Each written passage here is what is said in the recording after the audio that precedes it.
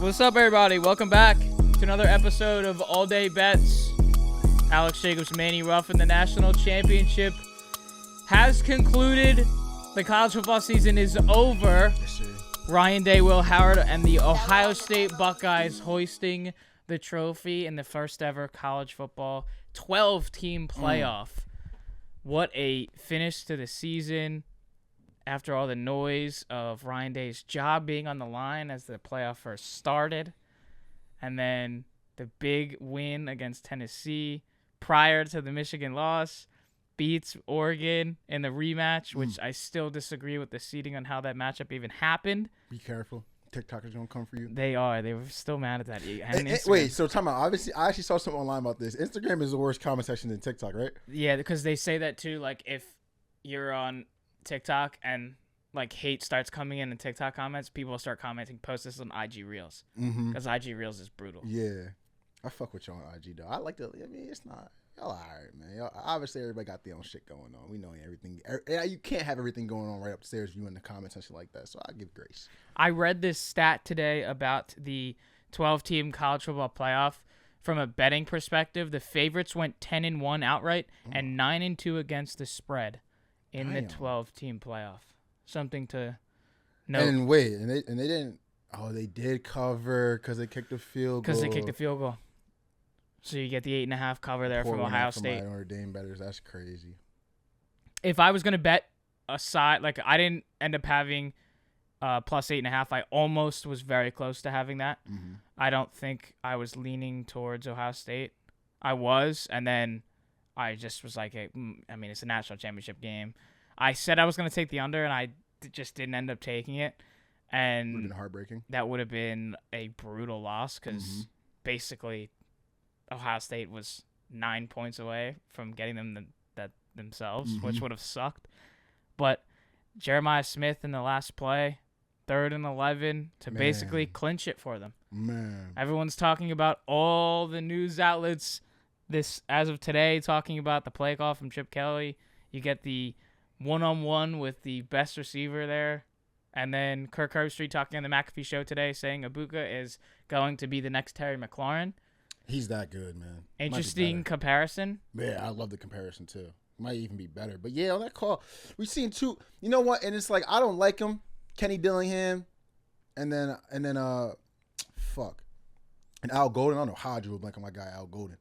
I understand why we send heavy blitzes in these situations. But goddamn, one side has Matthew Golden and one side has fucking Jeremiah Smith. At some point, we're going high. And then the Arizona State's a little bit of a different example because I think the safety should have been over the top there. But there's just added confusion when you send everybody on a blitz. And the Notre Dame example, you leave in any corner in the nation. I don't give a fuck who. It could have been Jahad Barron. I don't give a fuck who it is. One-on-one opposite hash versus Jeremiah Smith with all that green grass. That shit ain't never going to go well. But wide receiver school. Anyone who saw the back, like from the end zone view of how Jeremiah Smith ran that route was textbook. Because you think on a regular fly pattern, you just go straight down the field. He went at least 6-7 yards inside to cut the guy's leverage off, make him think he could be running a dig or a post or something, and cut that bitch outside. Gave Will Howard hella room to make that throw on the outside shoulder. First of all, Will Howard, that's a pro throw. And you mean I want to ask you about his draft stock when it comes to the Giants and all that later. Can we get at least some safety help if we play the best motherfucking wide receiver in college football? You know, just a little bit of safety help. Now on the Will Howard. Came in the crib, you told me he was going as high. They had him in draft boards right now as high as top 5. As a Giants fan, you down for that? After what you've seen, he had, now someone was saying it obviously was 4 games, but he had over 1,000 yards in the college football playoff. Looked unbelievable. I mean, I was glazing pretty hard after the Oregon game, but there was a lot of throws in the Oregon game that I thought were pro throws as well. A lot of throws in this Notre Dame game that I thought were pro throws as well. What would you do holding the Giants pick? Will Howard's available. If he's there late, which some outlets are projecting Will Howard as a day 3 pick. Really? Some outlets are projecting him as a day 3 pick. If he's there, day 3, I feel like you got to take a chance. Something to take a shot on. And let's not forget who Mr. Irrelevant was a couple of years ago, Brock Purdy. He might be paid. You know, it's one of those things, too, to take a shot. Jackson Dart may be there for their 2nd-round pick. Something to look at. Do they trade out of that spot? Do they get some leverage with that pick at 3? Or if Cam Ward and Shadur Sanders go 1 and 2, do you just take the best available with Travis Hunter there? You get Neighbors and Travis Hunter to throw to, and maybe you just go and get Dart too. Is it possible? Will Milroe be there? Is everyone still on the hating mid-row train? Like, I think there's plenty of options to go for the Giants. But look, I'm a Travis Hunter fan. If he's there, I think you got is that necessarily the right pick? Probably not. But if he's there, you got to take him. Reminiscent of the Chargers taking Alt over Malik Neighbors. Not the same situation, but I think Alt was the right pick. But just imagine the last playoff game for the Chargers, you got Neighbors and Ladd out there instead of Ladd and fucking QJ.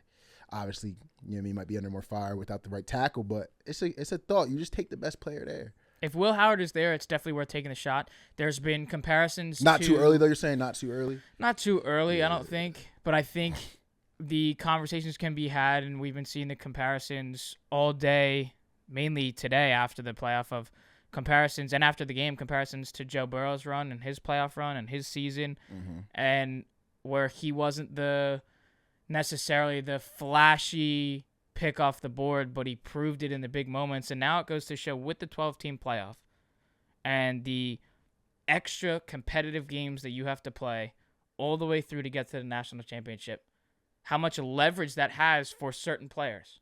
A guy like Will Howard is one of them. Obviously, you can say basically anybody on the Ohio State defense. A lot of those guys on the offensive side of the ball. Jaden Greathouse is the name that comes to mind. His last. You could say anybody on Notre Dame as well.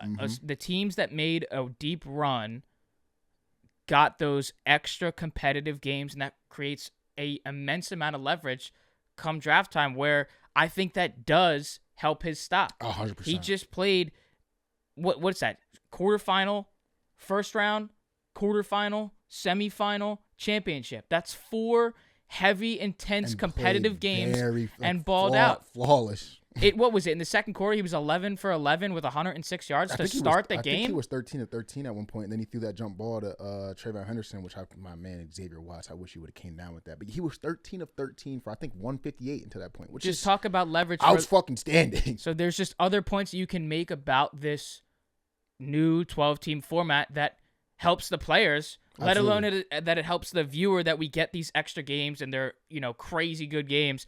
But for the player aspect of it, I think this helps Will Howard immensely, and we'll see if that quote-unquote day 3 pick that some outlets are talking about changes to, maybe it's a late day 2, maybe it's a mid day 2, maybe it's something like that, where you can't just sit there and immediately just look past Will Howard and go to immediately what most people were thinking about before the playoffs started is he's going to be a late pick. We'll see what happens. Maybe he'll start out as a backup. I mean, I think Brock Purdy's a great example of Mr. Irrelevant turning into something, and obviously it wasn't necessarily supposed to happen with the injuries that happened, and Trey Lance goes down and all that. I do think that there is room and there is space for Will Howard from this, but again, let's just talk about the rushing too. That's not going to keep up. No. I mean, you have Riley Howard on that first drive, 9 carries. It looked like when he was on the goal line, he was ready to, he needed help from his lineman to get up. He looked like he was ready to tap his helmet. He might be he's one of the toughest motherfuckers I watched this year playing football. That motherfucker go right into the teeth of defense time and time again like it's an Oklahoma drill. Head down, taking the hits. I'm pretty sure after the first drive, his little decal on the front, I'm talking about the little white shit? That shit was hanging off. He had the wing knocked out of him, all that shit. My God. I want to ask you real quick about Kirk Herbstreit, because I've seen people talking about we can't have him calling these games on the internet. I think Kirk does a great, I'm pretty sure, isn't his son on the team on Ohio State? Someone can fact check. I think his son might be on the fucking team. Obviously, went there. I think he's helping on the staff. That's right. He's on the staff. So you got blood in there. You play quarterback there.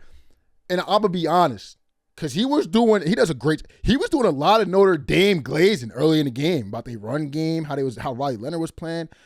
I've seen people talking about Kirk. I think Kirk's the ultimate professional. Obviously, I had my grapes with how he did the Shannon Sharp thing on a broadcast, but everyone has their low moments in the booth, man. Come on. I think Kirk does a great job when his team's involved. I couldn't tell. Obviously, I knew he was an Ohio State alum, but if I didn't know that, I couldn't tell he was an Ohio State alum watching that game at all. I think Kirk does a great job. Y'all need to get off Kirk ass. People calling him fake and doing this. I'm done with the Kirk ass, man. I'm done with the Kirk ass, especially with the season that he had with all the travel and college game day, and then calling these games. Lost his dog. He was talking about it on the Pat McAfee show today because he's now on vacation, so he took the call down there with them, and he was on the show. his wife was diagnosed with breast cancer. Nuh-uh. And he's got, God he's damn. doing Amazon Thursday Night Prime football with Al Michaels and just all that prep that leads into multiple different games. He was doing one of the playoff games. He did the Pittsburgh Steelers and Baltimore Ravens playoff game. Didn't he do Christmas Day, or am I tripping? That was Netflix. That was Netflix. Yeah, I'm tripping. Yeah, so okay. just the work that goes into it for everybody on game Long day season and for that motherfucker. long season for Kirk. So happy that he gets he gets the break, he gets vacation, And doesn't gets have a to call it chip, game, man. and then Ohio State gets the chip. So. On the announcers, Tony Romo in that game on Sunday. You want to talk about Kirk Herbstreit? I don't like knowing who the announcer's rooting for, man. I don't like that. I don't, and Tony made it obvious, bruh. That's Tony, I was pulling for you when they first pulled you in the booth, before the suits got to you and told you to dumb it down. He was doing a little too much. Well, like it or not, a little too much for me. Tony's gonna get the Chiefs game on Sunday, which he gets both his guys. So good. So we're gonna do the double glade. But he does a lot with Josh, man. A lot with Josh. Tom Brady will get Jaden Daniels again. You see how happy he was talking to him in the postgame? And Jaden Daniels said something like and even pregame when they dab each other up. Facts. And Jaden Daniels had said something in the LFG interview when he was like, I don't cheat the process. It's all about the preparation. You've seen Tom smile. You're like, this is one of my disciples, man. Tom is like that. I just hope they don't do the Tony Romo thing, because people hate Tony Romo now. But, bro, I think early Tony Romo, 2017, 2018, he was outstanding. Well, because it was and the first time I think something changed, and like they told him to kind of dumb it down or something, and like not point as many things out. But one of the best calls I heard the weekend was when we're in the red zone, Washington, and Detroit has 12 men on the field. Tom diagnosed that shit in 0.2 seconds. And he's saying call timeout. And I think sometimes Tony was doing that when he was like, he would see a team come out and certain information. He'd be like, it's going to him right here. And like the main guy's trying to talk, and they're like, you don't cut him off, let him talk. That's what I'm listening to them for, though. Because I can't diagnose there's 12 men on the field that fast, bro. As soon as the fucking huddle broke, Tom's like, wait. Call time out. They got 12 men. Call time out. And you see the other guy trying to talk. I think it was KB trying to talk. And he's like, no. Call time out. It's 12 men. And I think sometimes the suits don't like that. I love that shit, bro. It adds so much to the game for me. And especially with how crucial that play was. Facts. That was, 3rd and 6 or 3rd and 4? Mm-hmm. That gives them I think it was 3rd and 4, because that gives them the first down. Now it's 1st and goal. Mm-hmm. They scored in either the very next play or 2 plays later, and then the game is essentially over then. Yeah. Then you're forcing them Facts. to go again, because remember, in that same drive, the first down sequence before that, Washington went for it on 4th and they got it. Yeah. Then there was the argument, hey, if they don't get it here, do they go again, try to put the game away, or they just kick the field goal? It's still a one-score game, still be 8 points. You probably do go, but it's so hard. 4th and 4, 3, going for it in the red zone, that is extremely hard to get. So, yeah, 100%. Hats off there to the Commanders. We'll get into that game in a bit. Let's just talk a little bit about the college football playoff as it's over now. Do you believe that the 12-team playoff was a success in year one? You look at how Ohio State and their route and their way of getting there, Notre Dame being an independent getting there. From the standpoint that I think when it came down to it, we didn't get, like I'm talking from the semifinal, we didn't get the 1, 2, 3, 4. I'm saying best teams. Like if we would have ended the season, they would have been ranked 1, 2, 3, 4. But I do think what we saw in the playoffs on both sides of the brackets, we got the best 2 teams from both sides of the brackets.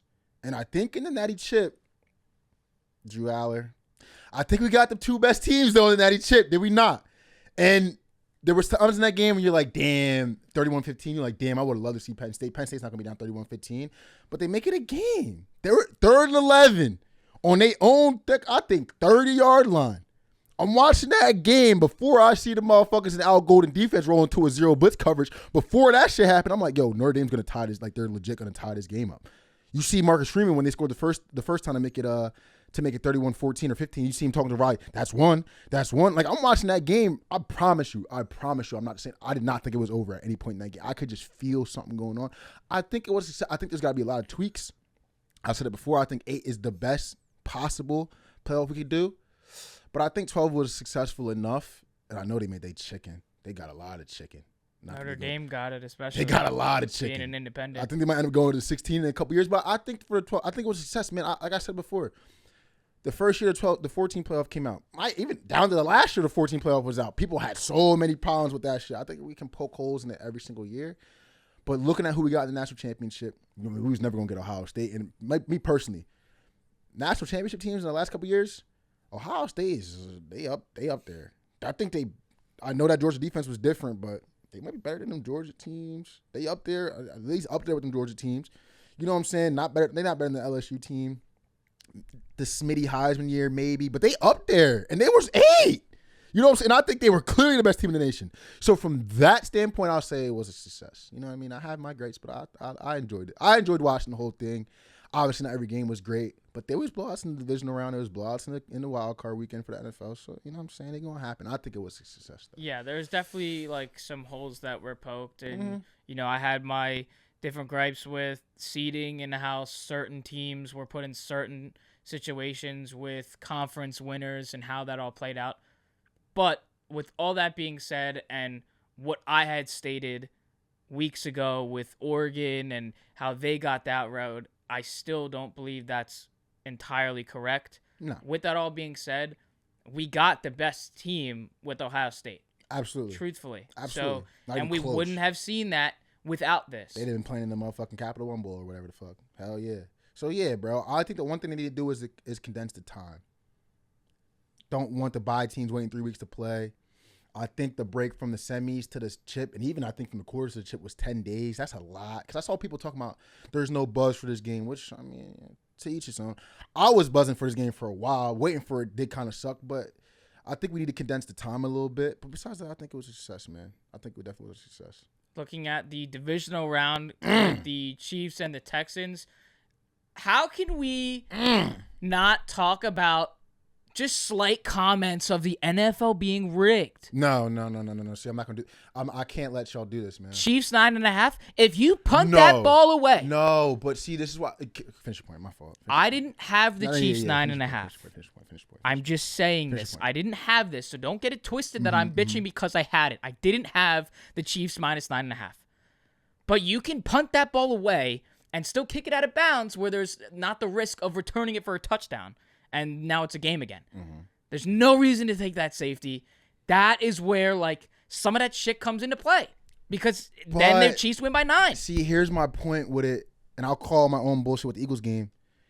If you like the Chiefs on Tuesday and you took it at 8.5, no worries. Right. And I just take it when you like them. Like, I don't think a number before the game when the mush comes in, everyone's betting the Chiefs, it gets to 9.5, and then they end up not hitting it. To me, that's not indicative of it being rigged. I'm probably going to get killed for saying that. But just bet the good number. It happened to me with the Eagles game. I'm going to sit here on a podcast with you. I think it was 5 or 5.5. And I was like, man, I just always get nervous when the lines are this high. And I said I was taking Rams 6.5. And I'm like, and I said too, I get nervous when it gets this high, but I'm going to still take the Eagles on Sunday or whatever the fuck, it don't matter. So I got 6. Obviously I had teasers too, but I had 6. Push, I'm fucked. If I just sat here with you talking about, yeah, I'm going to take them regardless and just took it at 5.5, then there's no problem. Then or if Jake Elliott doesn't miss extra points. Yeah, but that's a great point. But a couple of them kicks he made in that snow. Do you think kicks. Think he could see? Because I equate to, like, bro, you're 130 out, you got a pitch wedge in your hand, snow coming down, you can't see the green, you still got to hit that motherfucker to 15 feet. That's what he was doing to me. After he missed I think it was the first extra point, he had that 44-yarder. That one just looked. I mean, it looked kickers is like that's kind of like, you know, snap of the fingers. That's simple. Yeah. In that instance, that field goal, just from the TV, that field goal looked like it was 100 yards. Oh yeah, like, and it was 44. Time stop for me. Fuck yeah. They're brushing the snow. I want to know off. what Pat said about. Did Pat say something about that on the show today about them wiping the fucking ground off it? You gotta wipe. I thought he probably thought that shit was fire. Like, I'm watching that. I'm like, you got a whole unit out there, snow shovelers to get the. Braden man on the holds. The catches that he had is not being talked about. I played wide. I don't know if I'm catching them shit. First of all, like, it's not like it was here put down. It was he's reaching for the ball, snatching it back, putting it down, and spinning it.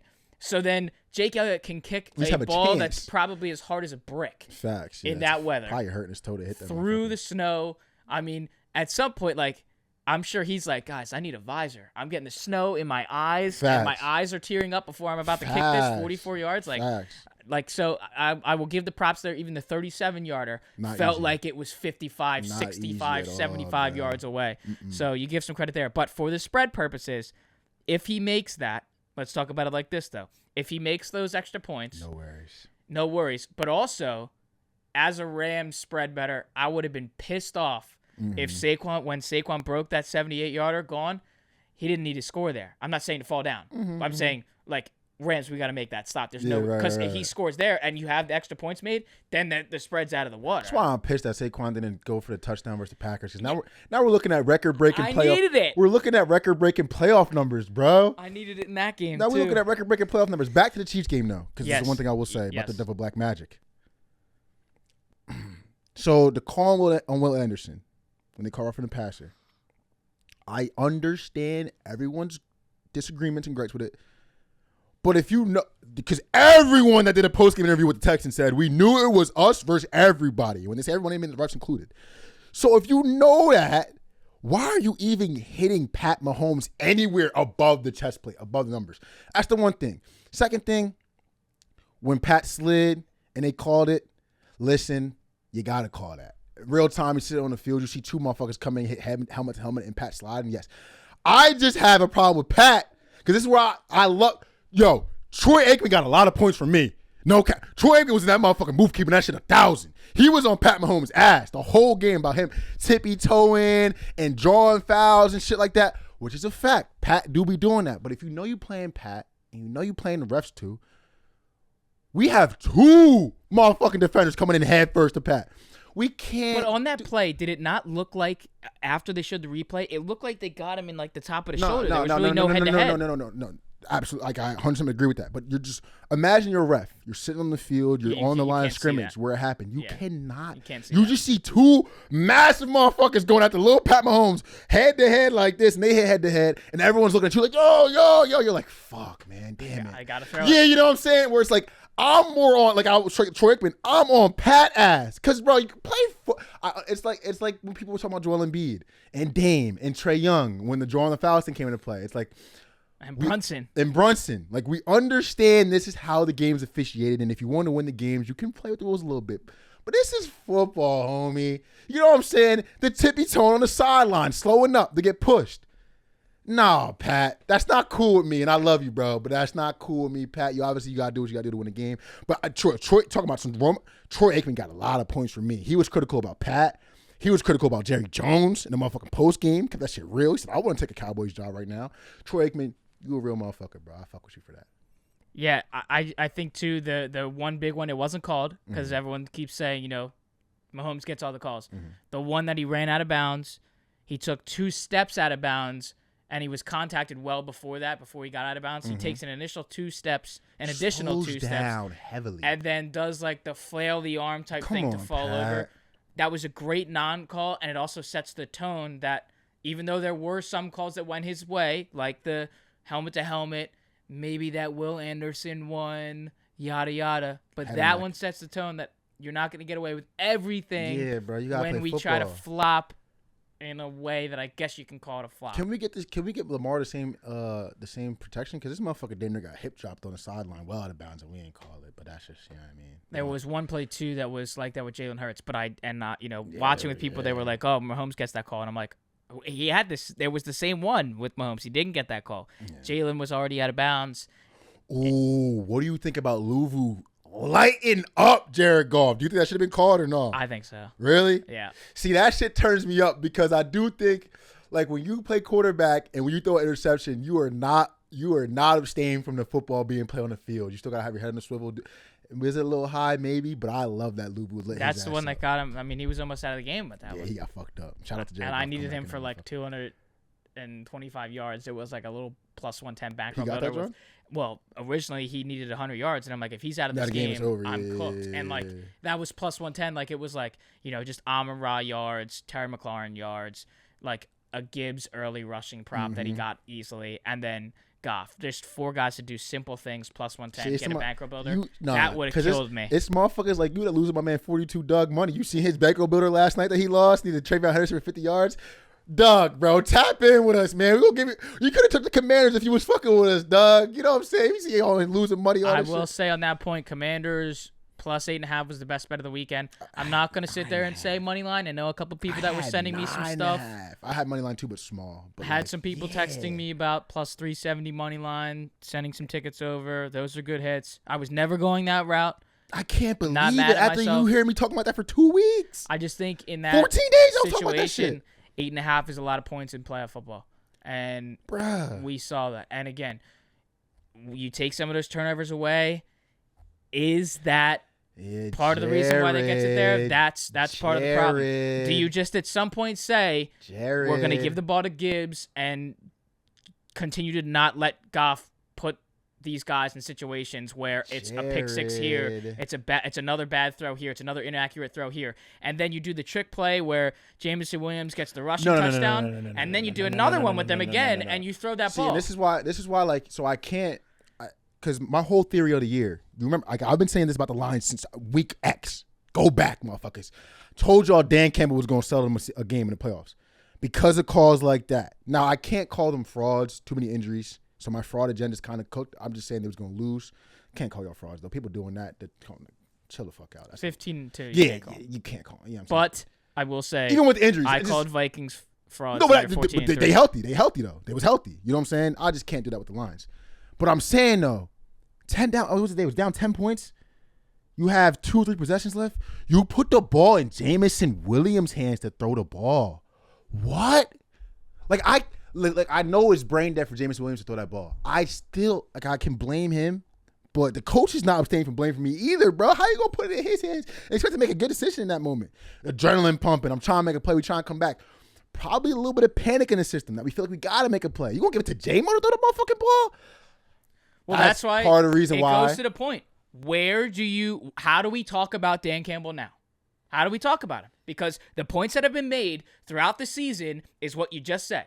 Dan Campbell will put the team in situations to win games, but also in crucial moments, make play calls that are what do we call them? Dan Gamble. Yeah. A gamble to win or lose a game. And you shouldn't have made that call to Williams. It's hard, bro. Also, Jameson could have thrown that ball away. That was in the double coverage. It was thrown behind. That's a part of the risk you take while giving your wide receiver the ball to throw the ball. Because you got to think, how many reps does he have throwing the ball away, knowing it's not there? That's kind of what I'm saying. But like with the Dan Campbell thing, I do want to do it because I've been saying it all year, but with the amount of injuries they had, are they even in that position in that game if they're at 70% strength? Like, you know what I give the Lions some grace.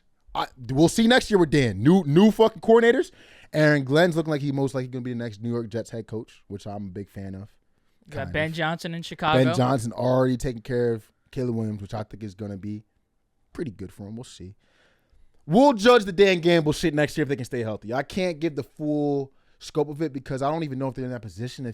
But I think if they were fully healthy, they beat the Commanders, and then the Eagles go play them. I think you would have seen some Dan Gamble bullshit, me personally. But I can't do that to him right now. He can get grace from me.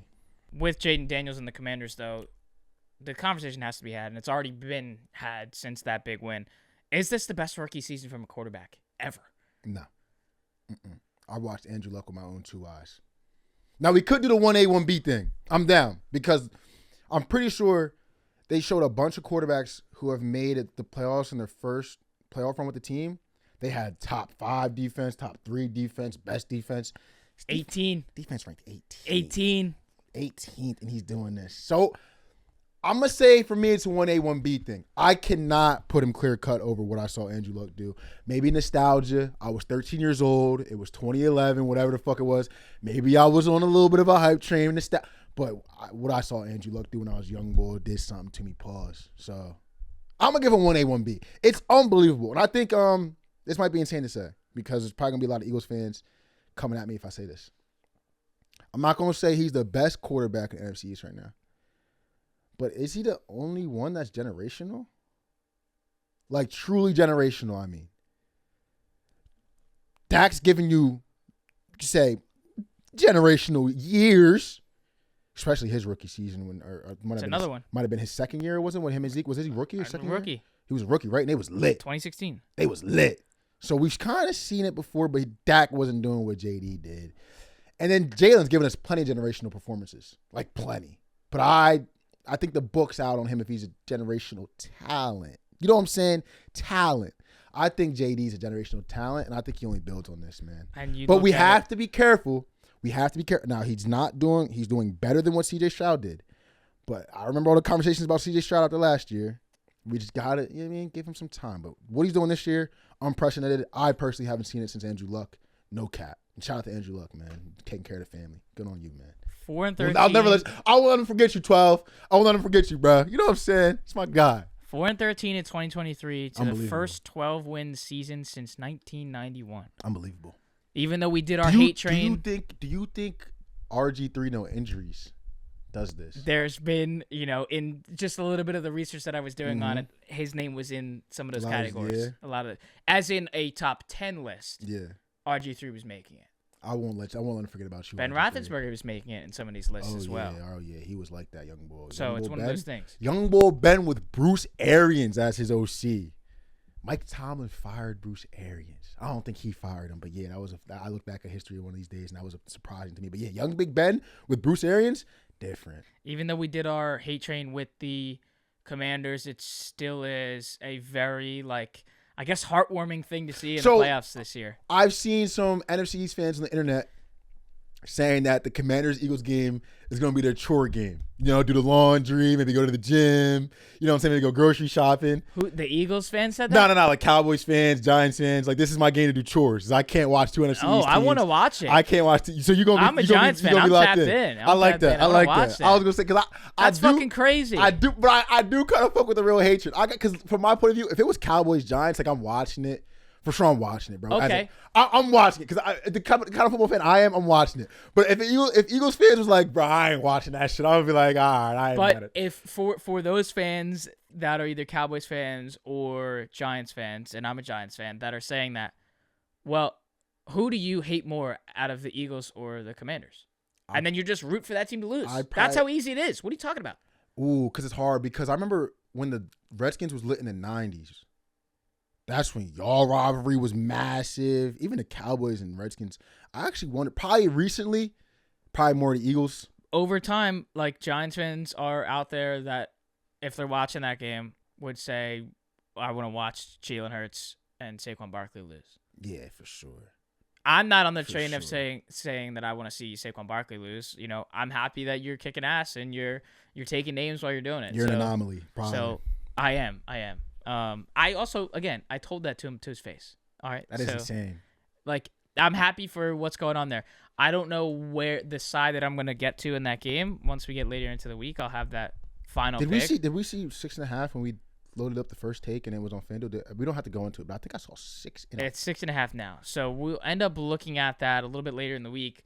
And I'm going to do my very, very, very best to not bias this pick and say that I'm taking the Commanders because I hate the Eagles.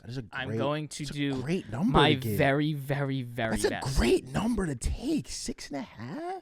And if you like Josh and them, little teaser, 6 point, get Josh to 7, get the Commanders to 12. I wouldn't talk you off it, man. I know you know who I'm taking, but I would not talk you off that shit. And then you look at the chances of the Philadelphia Eagles to win the Super Bowl, which has now changed drastically. Who told y'all? 700 was an insane number. Now look at what you got now, motherfuckers. Plus 175 for the Eagles, plus 220 for the Chiefs, plus 260 for the Bills, Oregon. And fuck Oregon. Plus 850 for the Commanders. I should be staring at a grand coming to my account right now. Fuck Oregon. That was a beautiful future, and I put fucking Oregon on it. Fuck y'all. It could have been Ohio State. It could have been Ohio State. So, some conversations that were talked about on ESPN today were if the Eagles can win a Super Bowl without having to do the most, or I guess the bare minimum in the passing game. Can they win a Super Bowl by running the ball this much and having this much success doing it? Right. Some of the guys, like Jeff Saturday, said absolutely. Damian Woody said no. Insane from that guy. I think it's very possible to do so. And there is proof in the pudding, is there not? Did he not just go for another 200? Fuck. I don't understand why this is not like this is not crazy to say that the Eagles can win the Super Bowl by just running the football. Nah, bro. Fuck no. And What have you seen otherwise? Saquon Barkley and the offensive line are carrying this team with an elite defense. Absolutely. So it's less of putting all this hate on Jalen Hurts that, oh, he's not throwing the ball or he's inaccurate or he has just over 100 passing yards in these playoffs every game. Absolutely. Okay, and so what? Because he doesn't have to because of Saquon. That's like if you reverse the situations, would you be mad at Saquon? If Jalen Hurts was having 350 and 3 passing touchdowns a game and Saquon's having 65 yards on 15 carries, would you be pissed off at Saquon? Right. No. You'd be like, they won the game. Absolutely. So why is the narrative? It's just the narrative of hating Jalen Hurts. And this is not necessarily me trying to back Jalen Hurts. It's more of just like, well, flip the roles. What do you want? Do you want Saquon to go off for 202 touchdowns every game? And then you just praise Saquon? Or do you want, and you still win the game? Or do you want Jalen Hurts to throw for 350 and 3 touchdowns, Saquon do a little bit of less of the work, and then bitch about Saquon? I'm confused. Look at this year's Chiefs and Bills. I'm going to say that to press my point. If you're a GM in a perfect world, you want to build a roster to where it doesn't all come down your quarterback. You don't want it to all be on your quarterback. You want defensive support. You want support in the running game. If it is all coming down to your quarterback, which obviously the Ravens have Derrick Henry, but look in the Ravens game. We need Lamar to make big plays to win the game. Need it. And I'm not saying it makes you susceptible to certain things that can happen in the game, turnovers, certain loose passes getting thrown. If it's all on your quarterback, you open the door to all that shit happening. 2022, it was more on Jalen Hurts than anything. He rose to the occasion, lost that Super Bowl, whatever. 2023, still a lot on Jalen Hurts. What was the big deal with him in 2023, if you remember? Taking too many chances, throwing too many picks. It wasn't that he couldn't throw the ball downfield. It was that he was throwing a lot of 50-50 balls, putting the ball on the ground, fumbling it, holding the ball too long in the pocket. So when he's not doing that and taking care of the ball and winning more games, it's a problem. And also, onto the thing about you said with the first take people about can you win this way running the ball? I think people are infatuated with the passing game because of modern football. And in modern football, you hear it a lot with coaches when they come after the game. Can we manufacture big plays and can we stop big plays, right? Most of the time, recent history, that comes from the passing game. But what if the explosive plays are coming in the run game? What's the difference? And I had to pull up some stats because I have Saquon Barkley's longest rushes this year. I'm going to go, because I think an explosive play in the run game is 11 yards, but I ain't going to do 11 yards. I'm going to say how many he has at those over 50 yards in the game, explosive plays. I see one versus New Orleans, versus Tampa Bay at 59, versus Giants. So I'm at 3 plays of more than 50 yards. The first Rams matchup, he had a run of 72 yards. Last Washington matchup, he had a run of 68 yards. Last Rams matchup last weekend, a run of 78 yards. That's almost 8 plays of over 50 yards. If you're not getting that in the run game and most other offenses, that's what they're looking for in the pass game, we're still getting explosive plays. What's the problem? Jalen Hurts also had a 44-yard rushing touchdown to open the scoring. Explosive play. A very explosive play. So if we're still getting explosive plays in the run game, more explosive plays in the run game than you'll see from a lot of passing offenses, what the fuck is the problem? I think, like you said, people just hate on Jalen Hurts. They want to pick it apart and do all this. I think QB stand culture has definitely, fucked up people's heads, especially with the Lamar talk as well. We just want the QB's got to be this so we can rank him here, and we want this QB in this top whatever list, so he's got to do this. And it's like, bro, just stop, bro. It's about you play to win the game. I wish you had a fucking stop. That's all you play for, bro. And I could be a broken record with the Jalen Hurts stuff because I've been defending him when he was throwing 20 picks. I was defending him. When he's not throwing any picks, I'm still defending him. Motherfucker just wins football games, bro.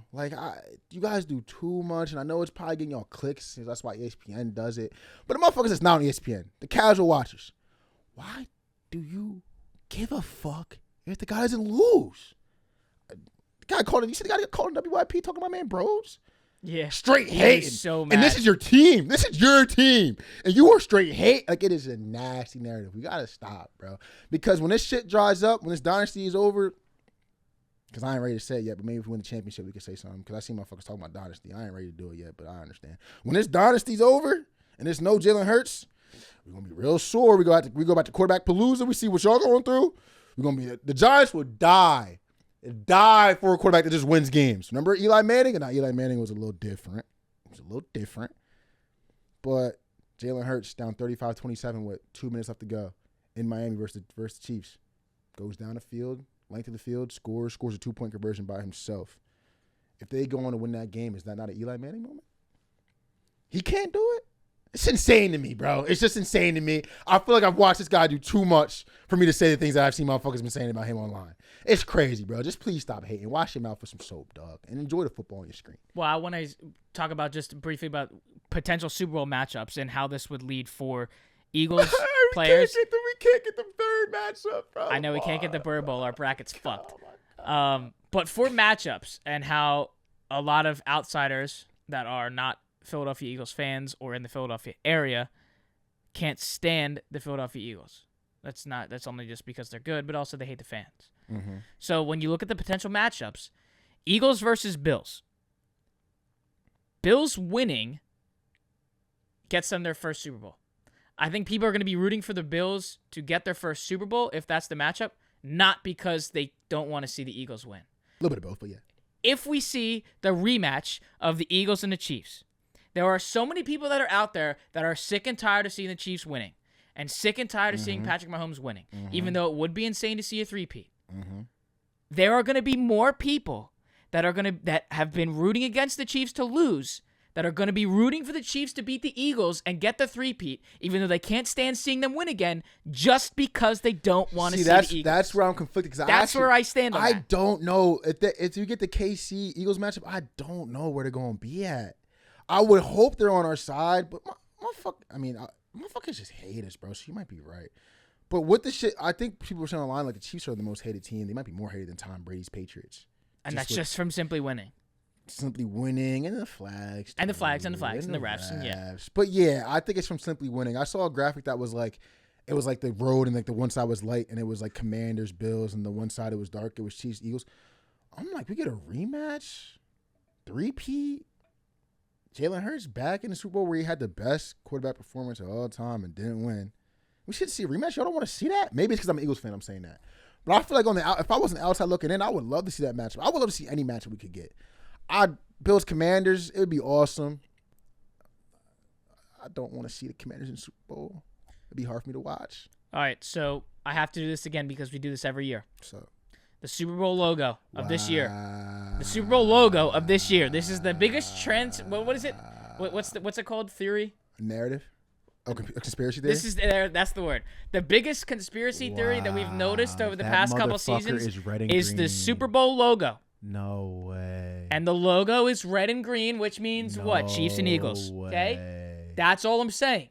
That's all I'm saying. Fucking way. Okay? And on that point. Fucking way. And on that point, a Chiefs-Eagles moneyline parlay is plus 143. Ew. Oh, my God. I could never do that. It's probably the right bet. It's probably the two teams I'm going to be taking. But ew. Just looking at the logo. I'm just saying. Ew. I'd never recommend nobody to tease a team through zero. That's probably one of the instances where I would say tease the Eagles down and then tease the Chiefs up a little bit to like 3.5, 4. Let's remember the last time it was green and red. Never tease through zero. Remember the last time it was green and red? Had to play on that Chiefs and Eagles. Had to play on that motherfucking dirt-ass field. Just saying. Had to play on that motherfucking dirt-ass field. Some bullshit. Called a holding on my man Bradbury. Some bullshit. I'm surprised we haven't looked into it a little bit earlier, but it was. Are you coming out?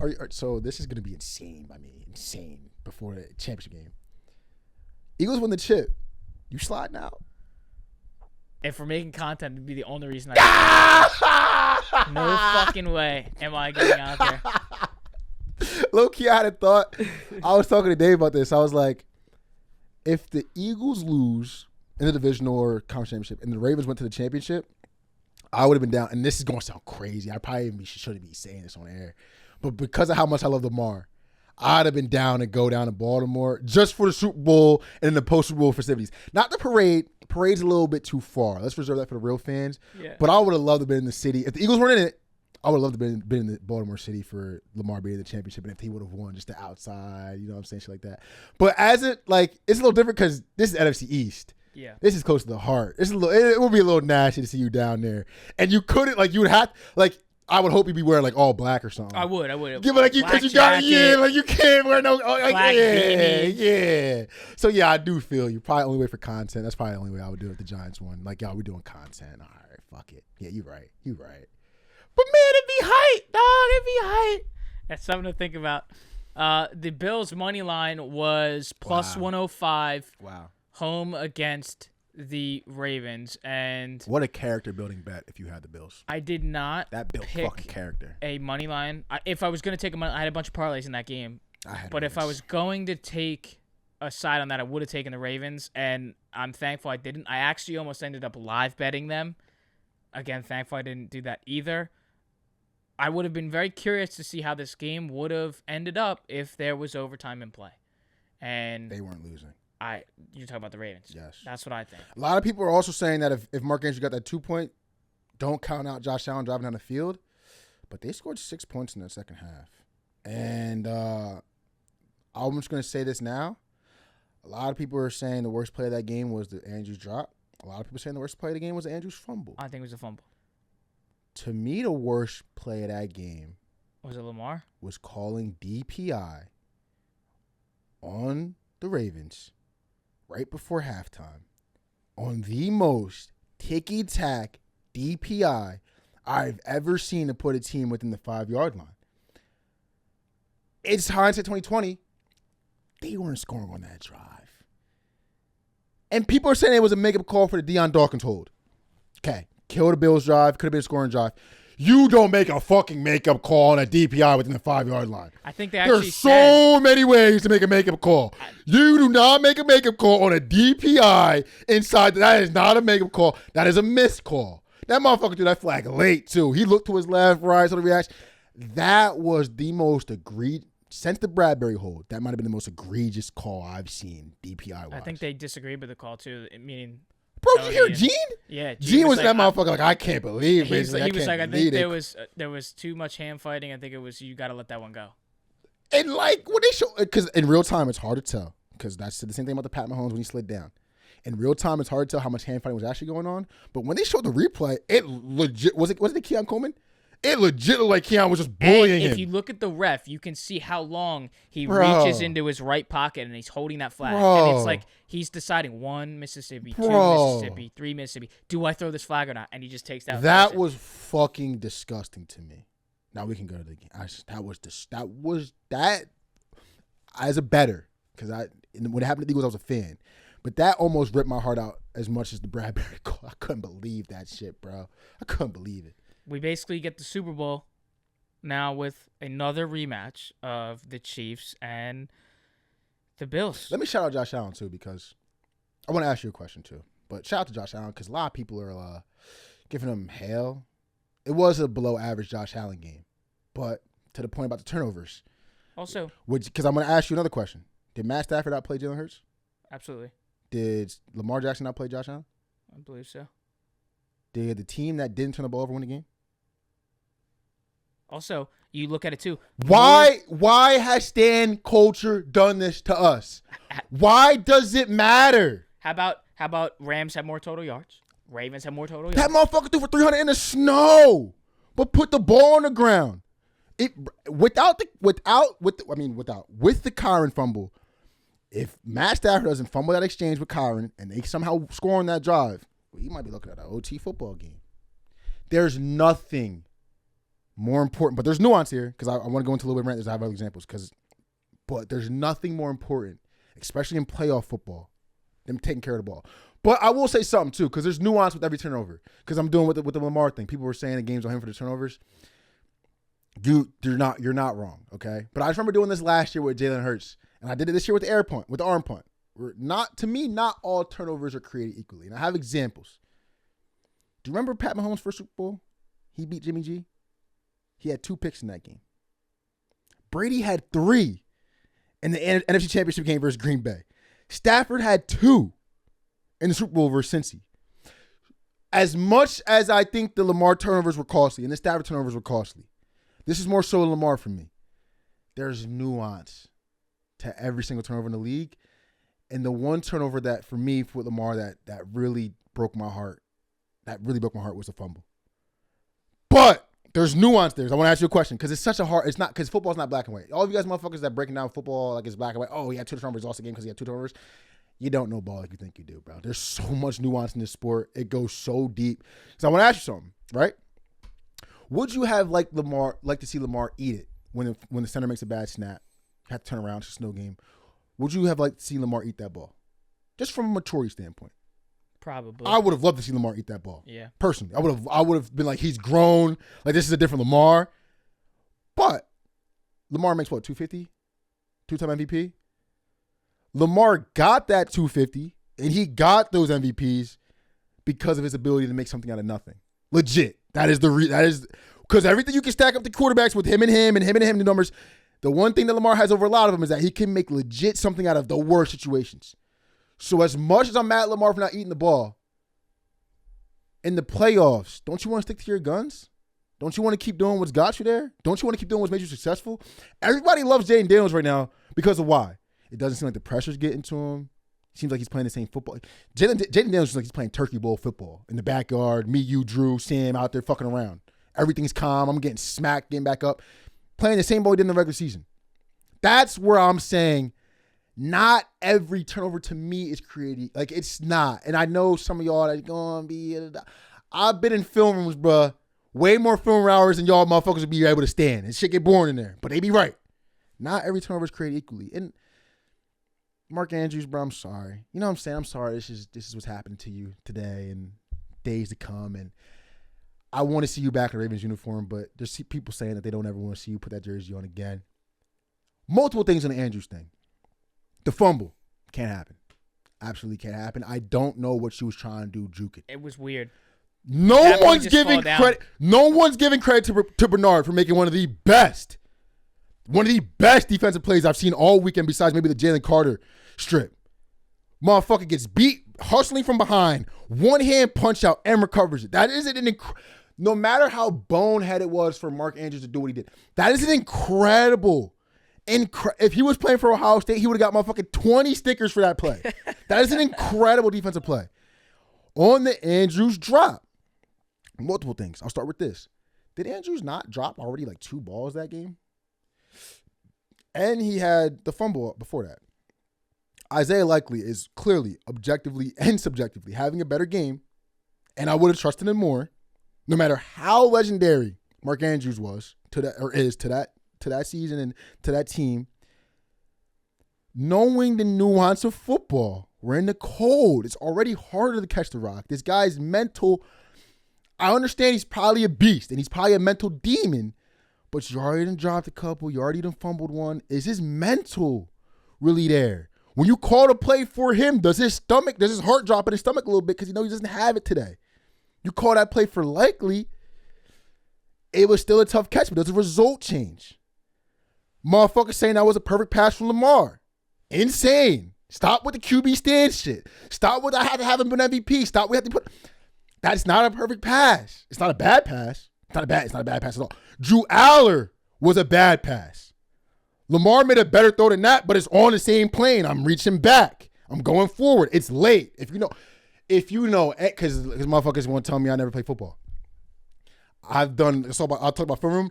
I've done more sprint out everyday drills than a lot of you motherfuckers did playing a quick game, shotgun offense like I did in high school. You do sprint out drills every single day. If that ball in high school, motherfuckers, any high school person that played quarterback in high school knows this for a fact.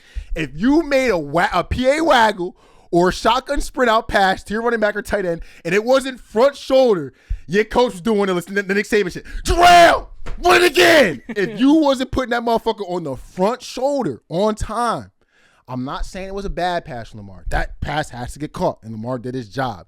But I know Lamar's going into that film room the next day after and being like, damn, I got to make a better pass for Mark there. Not that it wasn't a bad, like I'm not saying it's bad. I'm not saying Mark doesn't have to catch it. But there's so much, this is what I'm saying, there's so much nuance in football. They're running a pick play. When you run a play like that, it's usually on the rollout, 5th step, you got to throw that ball, 5th, 6th, 7th step. Lamar was pushing 8, 9. Like as soon as you see that pick go through, Rashad went through a great pick, no PI out the way. Once you see that go on, you got to throw that ball out in front of Andrews. At the same time, too, sprint out. The second layer is sprint out. All my guys watching. The first layer is sprint out, throw on time of the arrow. Second layer is sprint out. If you don't have it right away, beeline to the corner. Put the corner in a bind. Do I cover the throw or do I cover the run? You know what I'm saying? Both of those things he didn't do. Still, end of the day, you have to make that fucking catch, bro. Like, there's no excusing that. There's no excusing that. And the only thing I would say is I think Harbaugh, I think Monken, you maybe should put Likely in that position instead of Mark Andrews. But I think I understand that's what y'all gonna do is come all down on Andrews. But he did cost y'all the game. It's an 11. It's a 22-man sport. You know what I'm saying? More than that, 53 for real, plus the front office and coaches. He did. If there was a pie chart, you know what I'm saying? That motherfucker about 75% Mark, probably like 15, 20% Lamar. You know what I'm saying? We gotta keep it a buck. All right, bro. I promise y'all, I've been going to bat for Lamar for God knows how long. I don't know many motherfuckers who love Lamar more than I do. Since week 2, 2017, motherfucker hurling motherfuckers inside the end zone doing a Heisman. Bro, I love Lamar. But he knows he should have been better, bro. It's never going to be perfect. But as a quarterback, especially a quarterback of Lamar's caliber, you just want it to be perfect. And I know he's watching that play like, damn, bro, I could have made a better throw. But you got to make that. You got to make that catch, Mark. You got to. It was a very tough spot for my God, Mark to be an after. I don't mean for the catch at all. I mean just got to make that catch. But yeah, tough spot. Tough spot, and what that means for, you know, the fan base and how you got to answer to reporters after the game. That, again, that was not to win the game. So let's not create that narrative that Mark lost them the game. Kind of, yes, because he didn't keep the game going, but they still could have lost in overtime, and 100%. Then no one would have really been blaming Mark as heavy as they are. You saw my close friends about how the Ravens are the most mentally tough group. Bro, listen to this. Ravens playoff. Shout out to, I don't know how to say his last name, Scott. I'm gonna just screenshot it because this last name is insane. Ravens playoff blunder since 2008.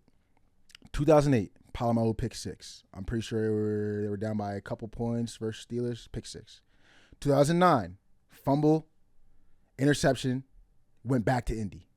2010, TJ Houshmandzadeh drop on 4th and 18. 2011, Lee Evans drop, which I think was a great play. I think it was a linebacker on the Pats, punched it out. Then you get the Cundiff shank from like 30-some yards. Heartbreak. 2014, Flacco forced interception in New England. 2018, Lamar strip sack. 2019, 3 turnovers as a 10-point favorite versus the Titans. 2020, pick 6 in Buffalo. 2022, Tyler Huntley fumble return for a touchdown. 2023, Flowers fumble at the 1 when it was 17-7, and it could have made 17-14. Then Lamar interception after that. 2024, Andrews fumble, and then the drop 2-point conversion. I don't know if there's a more, and I see motherfuckers on the timeline talking about this is my quarterback, this is my team. I don't know if there's a more mentally tough group in the business than the Ravens. So if you're a Ravens fan, bro, my arms is around y'all, pause. I really feel y'all, pause. My guys over there might be the most mentally tough group in the business.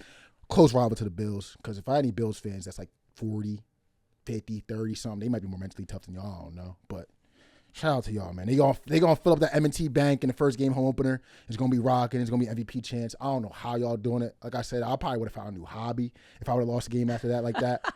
So shout out to y'all, man, because y'all different for that, bro. That would have checked me out, man. I want to briefly put in some stats here before we get to some NBA stuff on Bills and Chiefs coming up, because this is something to note about playoff games between these two teams, the Chiefs and the Bills.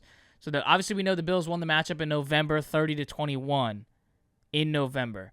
Now, since 2020, the Chiefs are 4-4 against the Bills. 3 of those wins came from the AFC Championship game, and 3 of those came from AFC Championship game and 2 divisional playoff games. The other was winning a regular season game in October of 2020. So when you look at that from a broader perspective, in a 4-4 record since 2020 for the Chiefs, they've won 3 of those 4 have been an AFC Championship game and 2 divisional playoff games. 3 playoff games and then a meaningless regular season game. The Bills are 4-4 with all 4 wins coming in the regular season. How can we look at a stat like that when we know that it's very hard to beat Patrick Mahomes and the Chiefs in the playoffs, and say that Josh Allen and the Bills, this is the time. Oh, this is the time. We said that last year. This is the time. Lamar, this is the time. You got the MVP. You're on the road. Chiefs are on the road. The Chiefs and Patrick Mahomes are so deadly in the playoffs, and this just goes to show. The games that the Chiefs have lost to the Bills are in the regular season. When they beat them is when it matters. In big-time moments in the playoffs. Based on that, I want to see the Bills win. But based on that, I can't sit here and say that I probably am not going to take the Chiefs. I think I have to take the Chiefs because they beat teams when it matters most in the biggest spots. They beat the Bills in the AFC Championship. They beat them twice in divisional rounds. And the 4 losses that they have against that team in the last 4 seasons have been in meaningless regular season games. It's been promoted like it's a big game, like it's a big playoff game. It's a big game, yeah. But it's not one that actually matters. Mm-hmm. They made them, 9-2, or they gave them their first loss of the season this year? That's what it was? Yeah. After, 10 weeks of football? Okay. Now what? Pat Mahomes had to make that throw to Xavier Worthy, and they could have won that game. Another AFC Championship game for Patrick Mahomes. Unbelievable, man. Going for a three-peat. You think this Chiefs team's going to sit there looking there like there's blood in the water? Yeah, we're 1 win away from getting back to a chance to hoist this thing for 3 straight fucking years. And if they win, but I even think if they get to the Super Bowl with the defense playing the way this defense has, we got to put Spags in the fucking gold jacket. Yeah. I've been on Spags. I've loved Spags. Ever since we started this podcast, anything about this Chiefs defense, I had to start. That man's fucking incredible. Changed the Chiefs' identity from a high-octane offensive team to now, can we score on these motherfuckers? I've seen stats. I think Trent McDuffie lined up across Nico Collins 44 times. I think Nico had on McDuffie 2 for 22 yards. Average separation of 1.3 yards on Trent McDuffie. I don't think the Bills can. It's going to be tough to pick. I don't know if they can get past the Spags. I don't know if they can get past the Spags, man. I don't know. Going to be tough to get past the Chiefs. I want to see Josh do it, man. That's one of my favorites. So do I. But when I put my ticket on Sunday, it might be a little different. That's what I'm saying. And we'll get to those game picks later in the week. Let's touch a little bit on the NBA as we did some NHL conversations about some future odds to hoist the Stanley Cup. We'll do that here to win the NBA Finals. There's some odds here that are a little bit intriguing. Just off the bat, your top 3 are the Boston Celtics at plus 220, the Thunder behind them at 250. That's insane, by the way. And the Cavs at plus 750 in third. Do you want me to go over the top 3? If you want to touch briefly on that, I those are not the ones that I was picking. Okay, so quickly, I can't buy for Celtics or Thunder. No. I 1000% understand if you do. Main thing about the Celtics is they're up. People are kind of on their ass right now because of how they're playing the regular season. This team shoots the most threes by a landslide. They have 2,100 attempted threes this year. Second place team is the Bulls with 1,800, almost 1,900. They shoot that many threes. Oklahoma City Thunder. Health is a big for me. They get Chet and Isaiah Hartenstein back going. They could really. Shea's having an all-time season. And I think they're one of the first. They have 5 players that are in the top 5 of defensive estimated plus minus, and I think they have 8 players that are above 1 estimated plus minus on defense, which is generational. The Cavs, I would buy. I think the Cavs plus 750. I think the Cavs is something serious. They might be a piece away at the wing, but I wrote something about. First of all, no one's really talking about. This team is truly battle tested. They've been in wars in the playoffs with D Mitch, without D Mitch, with the Garland, Mobley, Allen trio. They've been through wars. Another thing too is I'm not comparing them to the Warriors, right? But the thing that made the 2015 Warriors that beat LeBron so dangerous, they had so many guys that could put the ball on the ground and beat you. From Steph Curry to Klay Thompson to Leandro Barbosa to Sean Livingston. So many guys could put the ball on the ground and beat you. Cavs are kind of similar. And then last thing about the Cavs, which I love a lot. Kenny Atkinson was with the Warriors in 2022 when they won the chip. If you watch the Cavs, watch Evan Mobley and tell me that Kenny Atkinson didn't sit down Mobley and show him hella Draymond Green film and say, you ain't going to be Draymond Green, But you could fit the mold, and Mobley's been doing that, and that front court door has been special. But yeah, only teams I'll really buy out of those three is the Cavs, just because of the value. But I do think all those three teams can win the championship for sure. Yeah, and obviously the Thunder is very scary. They're still without Chet, so on a 71 pace, bro. Unbelievable out of them too. And I think they're by far the scariest team in the West. I think that team could easily take on the Celtics in a 7-game series. I'm not going to say who would win that series, but I think they can absolutely take them on. Because what have we been saying over the past, I guess mainly last year, but I would argue 2 years, that no one's going to beat the Celtics in a 7-game series. Yeah. I think you found your match right there. I found there's a couple, I think, this year, low-key. Okay. Yeah, so let's do a little buy or sell action here for NBA Finals odds to win the NBA Finals. The Knicks are plus 1,400. That is my team. Yeah. I'm putting them on here for a little bit of bias. Do I think they can get it done? I think it's going to be very hard. I'm not going to sit here and be a biased fan and say, yes, the Knicks are winning it all. But there is a little bit of good-ish value here, plus 1,400. That's where my head's at, right? Because you get 1,400 right now. Will it be 1,400 if they get past the proverbial, it's January, first-round matchup that looks to be versus the Hawks? That might be. I know. It's another story for another day. But if they do get past that first-round matchup, obviously it's not going to be 1,400. It's not going to be 1,400 when the playoffs come. But I think the way the books are setting up, they know they're a primetime contender. I think this is the best Knicks lineup they've had since what? Late 90s? 2000? You know what I'm saying? And one thing, too, that people weren't really, Mikal Bridges had a rough start, but as of late, he's looked outstanding. Cat's finally getting a lot of say in his MVP race. I don't think he should win it, but I've seen him as high. Top 3 on some websites. I was going to say, I've seen him at 3. I've seen him as high as top 3. And then there's been some people talking online that's saying he's your number 1. He's not. Jalen Brunson still has the most assists, still leads the team in field goal attempts. He's still having, I think off the top of my head, he's having a 38, 93 from the line, I think 30-something from the 3. Outstanding efficient year still. Coming on as of late. OG Anunoby still giving you what he has to give you. This the only problem I have with the Knicks is the injuries. And the other problem is defensively. I never would have thought you've seen this Knicks lineup. I checked NBA.com today. They were ranked 16th in defensive rating. With Tibbs, with bringing in Mikal, and already what I thought was a really good defensive team. For them to be 16th in defensive rating is very alarming for me. If they don't figure that out, that's something for me to sell. But at 1,400, I wouldn't. If you're a Knicks fan, 1,400, you're getting a great number. But I have a lot. If the Knicks can figure out these defensive problems they're having, really inconsistencies, I think they're going to be a player come late April. But we don't figure that out. I told you about the stat earlier in the season about Cats letting up a lot of points in the paint. He's playing 40 minutes. He's getting asked to do a lot in the pick and roll offense and the pick and roll on defense. They got to figure that out. But I would low key buy at 1,400. Let's check out the Dallas Mavericks at plus 1,800. So the Mavs, man, have been. I mean, if you've been paying attention to how the Mavs been playing, when Kyrie just recently came back, I think he had 25 one game, and 35 the next. But before Kyrie had came back, and then while Luka was out, Najee Marshall was suspended, Exum was out, Daniel Gafford was out. We saw Quentin Grimes start hooping, really hooping. We saw a lot of other pieces on the Mavs team start really hooping. You know how I feel about D-Live. Great piece. I think the Mavs, if we can get Luka back, because I think Kyrie's cool now, we can get Luka back, that they have a serious, and I mean serious chance to go back. Only thing I don't like, there's a lot of revenge checks they're going to have to cash.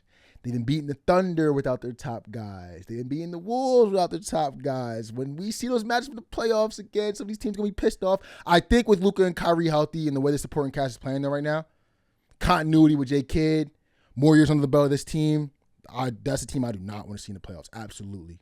Absolutely buy. I got one more here that I think there is pretty decent value. Let's see it.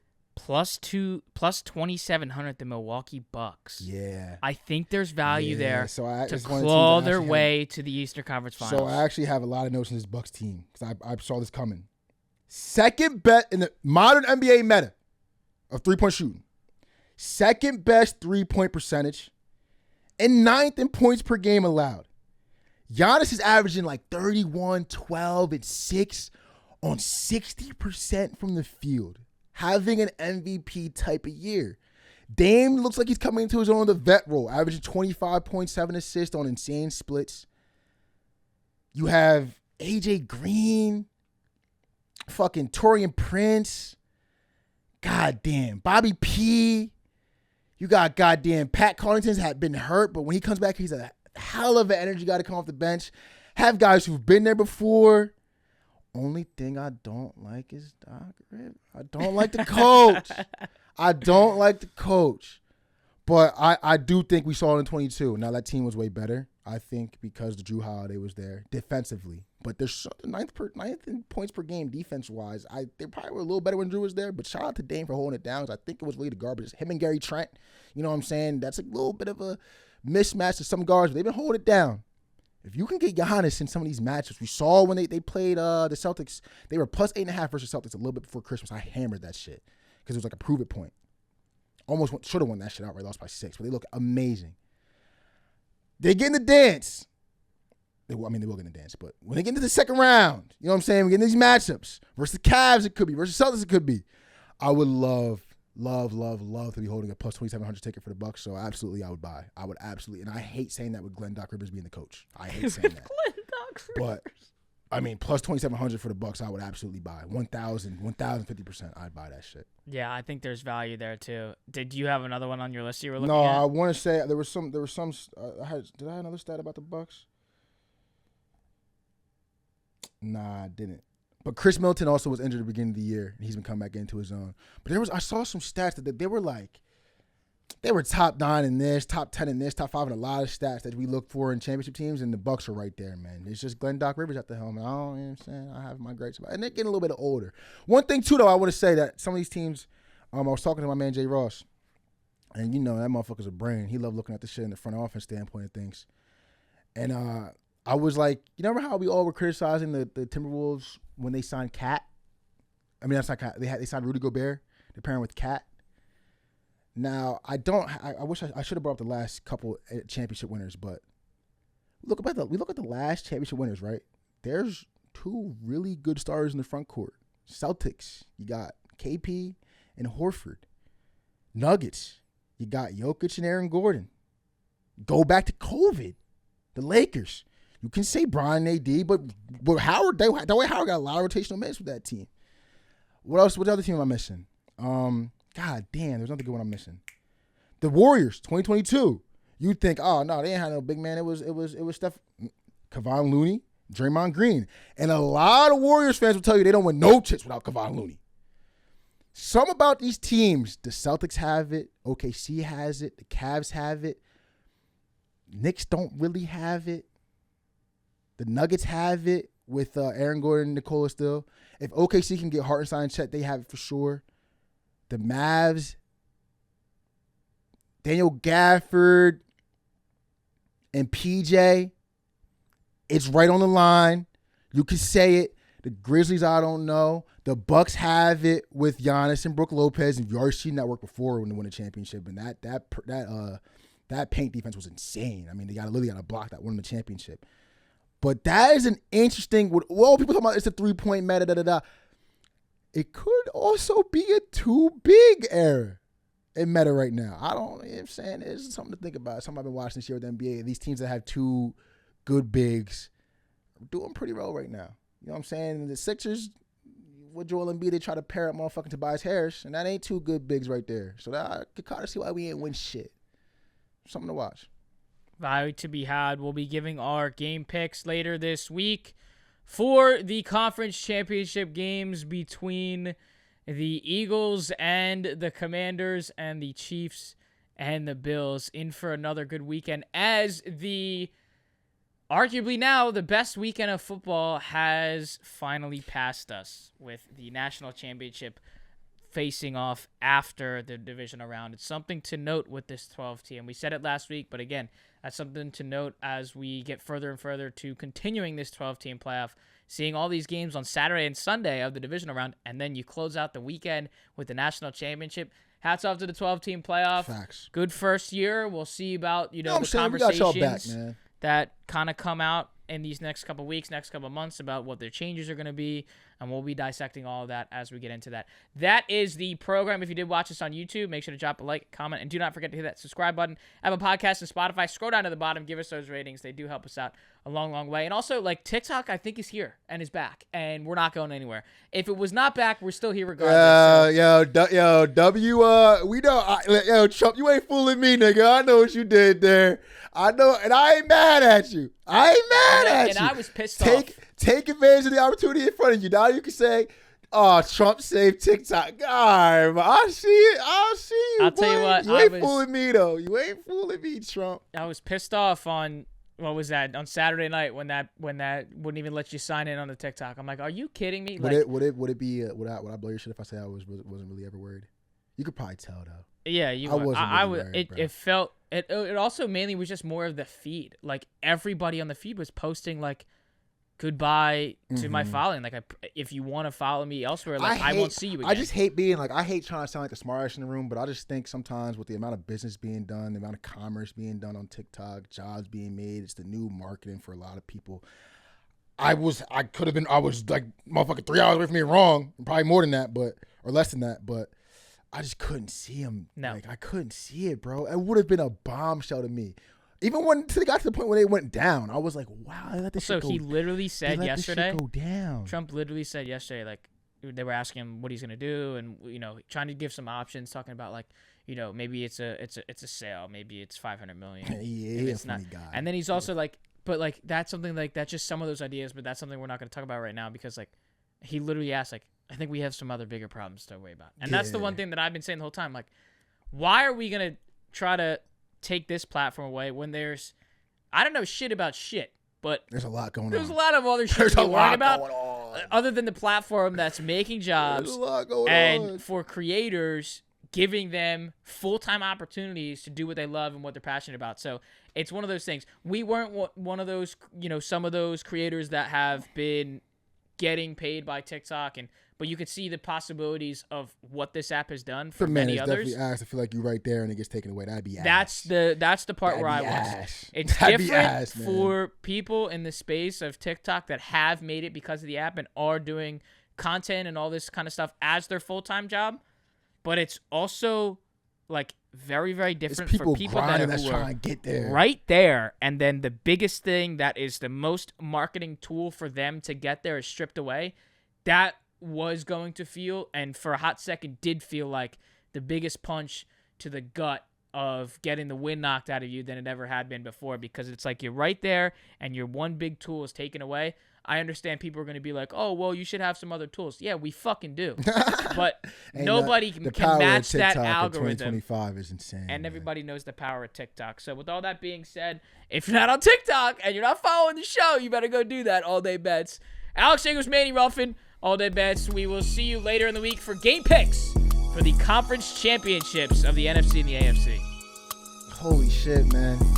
Yeah, we got a pretty good, you know what I'm saying? We might be 3 years in a row we get a podcast team in the chip. 4. Phillies, Eagles,